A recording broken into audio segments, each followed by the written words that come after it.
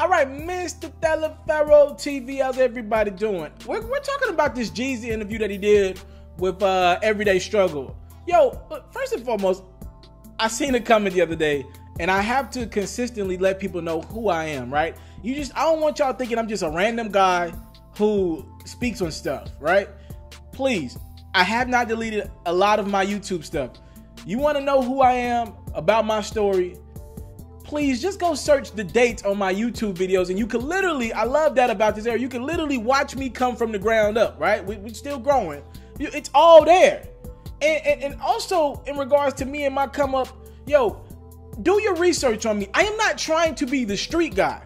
Now, what I've been around is what I've been around, but I promise you for certain, there is no wealth you're going to tie back to me. There is no money you're going to tie back to me. I'm just a dude who been around stuff, but I never wanted to do it myself. I got cousins around me that just said, yo, bro, don't be like us. Go get an education. Go try college out. You a little smarter than that. Damn, like, yo, go figure this thing out. Use the fact that you went to a bad high school in Memphis. Use it so you could take it, get a free ride to college, right? Because that's how I got to college. I used my decent to good grades, and the school that I went to in Memphis, it allotted me the opportunity to get into a school because I was a minority. I went to UT.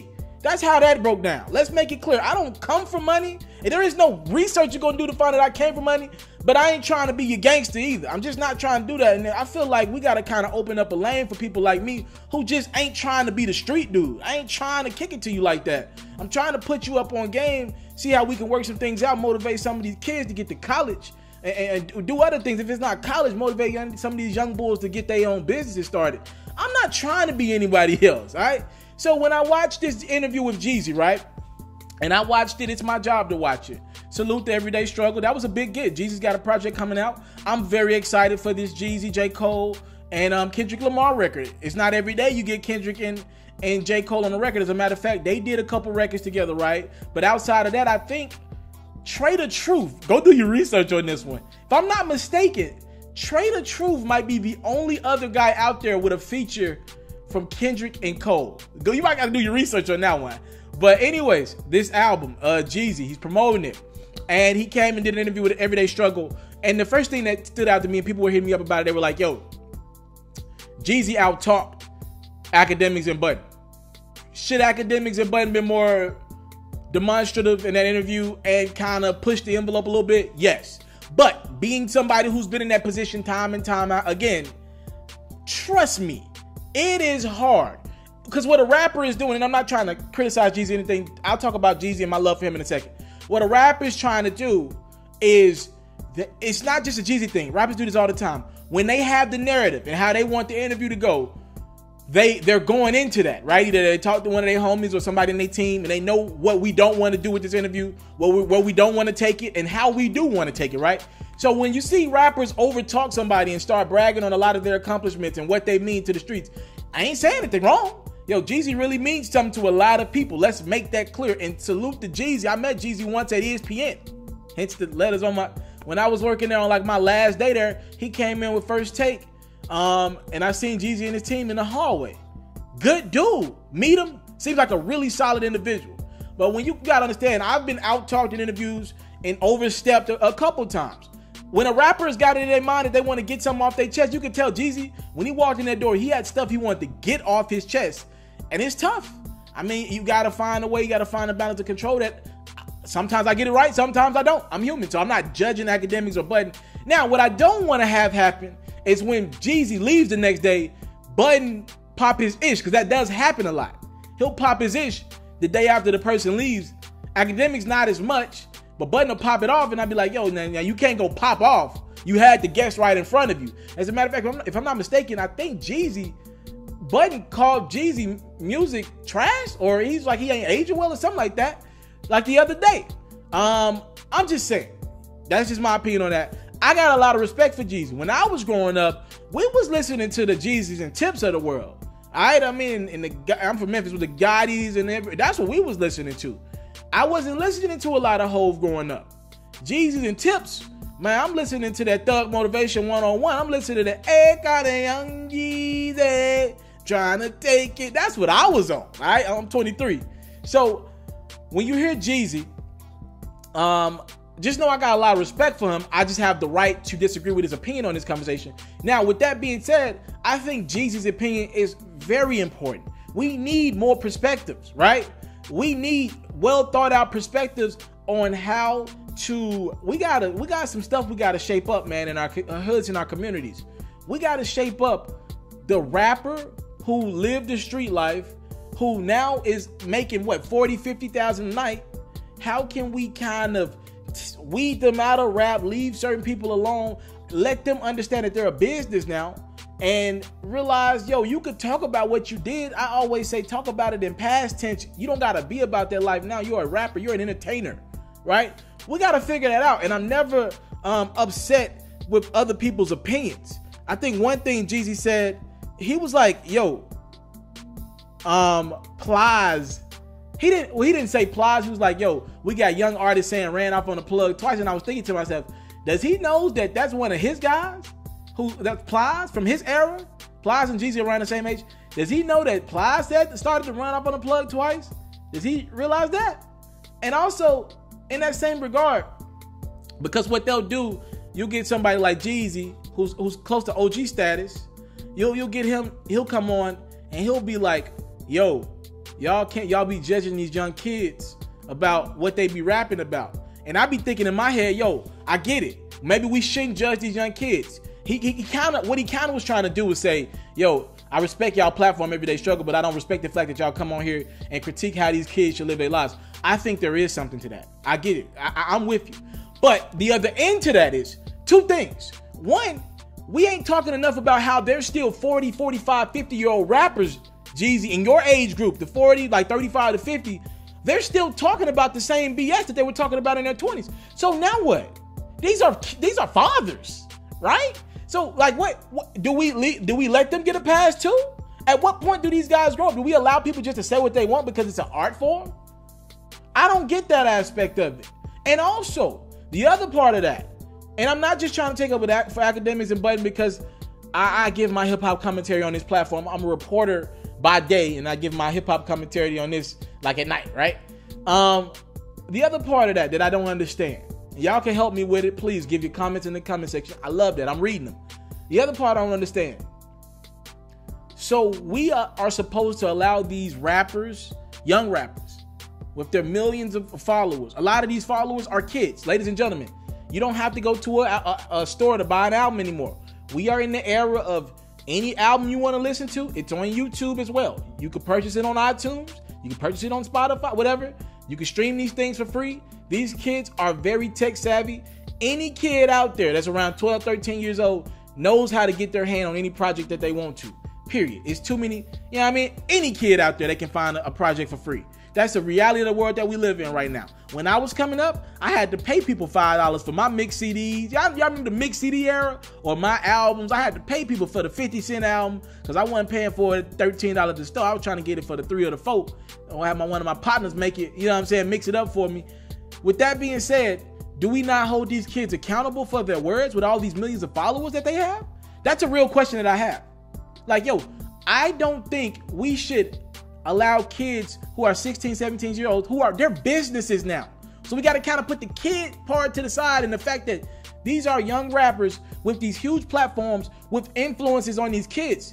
So like, yo, I hate to pick on this guy, Lil Pump, right?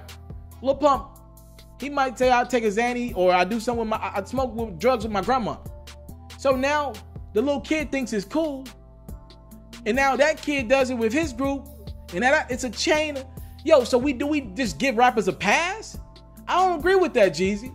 And again, I got a lot of love and respect for Jeezy, but Jeezy has to understand that rap, like he did say partially, rap has become better than the dope game, and everybody wants in because it's so profitable. Yo, this is a business. When you step out, when you start getting booked for these shows, yo, when you can make 50,000, maybe 100,000 in 30 minutes, you are a legit business. Legally, you are a legit business. No business that can profit 100K in 30 minutes is above criticism. That is the reality of the situation. No business that profits $100,000 in 30 minutes, and a lot of these rappers are able to make that. They're none of them are above criticism. You name a business, can Coca-Cola get past that? Can any drink? I got some little points that I wanted to hit. I respected Jeezy on the Kodak Black situation, pulling up on Kodak. Now that's an OG move. That's an OG move. And Kodak is a rapper that I believe could use some help from some OGs, and I respect that a lot. I thought that was a dope aspect of it. I thought Jeezy I think Jeezy is really dope behind the scenes, man. Jeezy's somebody that I just want to sit down off camera 3-4 hours and just talk game with him. Because a lot of people don't know this. There's only so many rappers that can walk into corporate America and don't got tattoos all over their face now or dreads. There's only so many rappers who can make these big business moves, and Jeezy done lost a lot of weight. He can do that. There's not a show in America that Jeezy can't get booked on. Like the Good Morning America. Jeezy can go all these platforms. There's only so many artists. You know what I mean? Once you hop out of the Jays and Kendricks and Coles and all them, we're talking about maybe Ross, 2 Chainz, Wayne, Jeezy. There's only T.I. can. There's only so many artists that can do that at this point in their career. So kudos, Ludacris. Kudos to I'm just thinking about a few guys on top of my head. Salute to Jeezy for pulling the OG move and speaking to Kodak Black. Now, Kodak Black's a good example. His music, it's edgy at times. And we believe Kodak has not made the best decisions in his past. Jeezy, I will have a question for you. And I wish they would have got more in depth in these conversations, but Jeezy wanted to out-talk the interviewers. At what point do we hold Kodak accountable for any of his actions? We're talking about rape and we're talking about sexual assault here. So do we give every rapper a pass with their personal life? Do we not criticize and critique it? Because what I hope in the criticism and critiquing of some of these personal lives, it makes them think twice about doing it again. Do you know what's going on in the acting world right now? We're getting a lot of actors and actresses out of here because of sexual assault allegations, right? The acting world is a crazy place. Producers as well. We're getting a lot of these directors, all of them out of here because of what they've done in the past. We got Russell Simmons out of here, Harvey Weinstein, all these guys, right? And it's like, yo, so if we get rid of the platforms and they realize that they can't be held accountable, then they're just gonna go back to doing whatever the hell they want. Same with rap. If there's not outlets there to say, yo, this ain't cool, this is corny, you're gonna end up in jail, it's stupid. You know the people that are surround these guys and their crew's not gonna call them out about it. They yes men for the most part. I don't understand that, Jeezy. And I would love to know. And again, if I sit down with Jeezy, I'm gonna get there soon. Hopefully we could be able to talk some of these things and communicate. Jeezy, I would love to sit down with you and do an interview with you, my brother. I don't understand that aspect of it. I don't get how do we make things better? Because we giving these people, these young rappers, a lot of our resources, a lot of our time. And now rappers act like they're above criticism. They want to be able to say whatever they want. They want to be able to say, shoot a guy in the face, shoot him 100 times, kill his grandma if you got to, run through the back door, steal from his auntie. Like, yo, and not be criticized. I don't get that. And I don't agree with that at all. You put that out in the atmosphere, I have the right to critique it. You want me to pay for it? All that? I work hard for my money. I got the right to criticize it or whatever. Now, is there unfair criticism out in the atmosphere? Yes, everybody's entitled to their opinion. But when we got rappers and these kids listening to and going to these shows and these kids high on drugs, a lot of shows that I go to cover, kids out of their mind high. And I know weed high. This ain't weed high. This is pill high. This is who knows what they own high. They look normal until you get really close to him and you realize he's out of it. His eyes ain't even red. He's just gone, right? You get close to him, your eyes start back of that.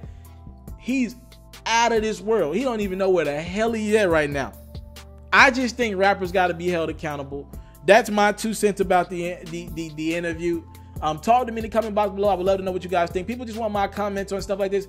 I'm thinking about, y'all tell me what y'all think in 2018, right? We're going to give this last little Christmas break. I'm thinking about starting an entire channel where I react to other people's interviews, right? It'll be a quick 5-minute reaction to everybody's interviews. And then I got a lot of interviews coming in 2018 as well. I'm thinking about doing that. Tell me if y'all think it'll be dope or not.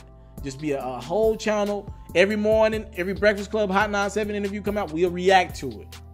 We'll grade it. thinking about doing that. Y'all tell me what y'all think about that. 2018, something that I kind of put on my mind that I wanted to do. But I just want to know where y'all at with it. Talk to me in the comment box below. And again, please comment on my opinions. Please critique mine. I'm cool with that. I can take it. I'm a grown man. I'm cool. But I want to know what y'all think about this. Like, yo, Jeezy kind of alluding to the fact that he don't think these rappers can be critiqued. I don't get that. And I wish Bud and Academics could have went deeper in that with him. But I've also been on that side. I'm not going to judge him too hard. When a rapper is set on, or anybody, not even just rappers, entertainers, when they're set in their ways on how they want this interview to be presented to the public domain and the narrative that they want to cross, it is tough to get a word in. It is. You gotta, like, that's kind of how, like when we doing sit downs, it's tough. I kind of like the standing up joints is less questions, but I could take the mic back at any time. You know what I mean? When we doing the sit downs and each talent has their own mic, it's tough. Talk to me in the comment box below. 100,000 subscribers. I'm close, y'all. What y'all think? Talk to me. Subscribe to my channel for more exclusive conversations like this. I'm out. I want to salute you, homie, you know, for building your own thing and doing your own thing, creating your own platform, your own website. I got one life to live out my dreams, and I'm giving this thing all I got. I interview celebrities. I talk sports. I represent the culture. Right now, you're turning up on itsmrtaliaferro.com, shawty.